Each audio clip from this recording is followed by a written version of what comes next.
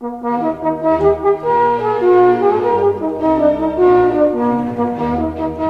of the best things about being in this Jesuit environment is the fact that we can explore all the theological questions that are available to the Christian tradition, but we are also utilizing methods from religious studies and even from other parts of the humanities. I study the interactions between Jews and Christians in the ancient world. I studied 20th century and contemporary Trinitarian theology, mostly Roman Catholic and Eastern Orthodox, but also some Protestant theology.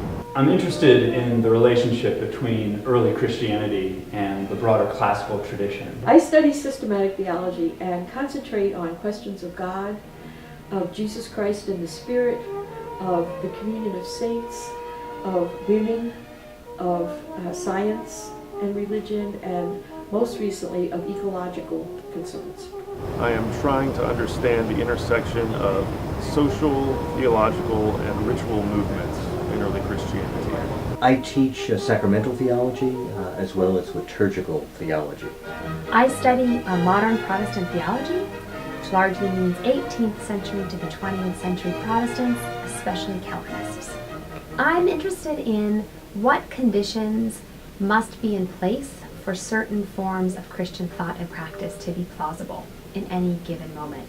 One of the questions that I really want to answer is how we conceive of space, especially when you're dealing with the concept of God or human beings, how we deal with our habitation and our encounter with God in the world that we inhabit. I'm interested in looking at how scholars describe the story or tell the story of how Jews and Christians interacted. Our sacramental celebration helps to tell the story of who we are in relationship to Jesus Christ as the Son of God. And we learn something about ourselves in the practice of our worship. I study what the Trinity has to do with pretty much anything, whether that's soteriology, the study of salvation, or liturgy, Christian life in general. The most pressing question to me is why Christianity has not been a greater source of resistance in fighting ecological degradation. I'm trying to answer the question of how we can interpret evolution within the framework of faith to be revelatory not only of the way the earth itself has come to be full of living creatures, but of how the Creator God is.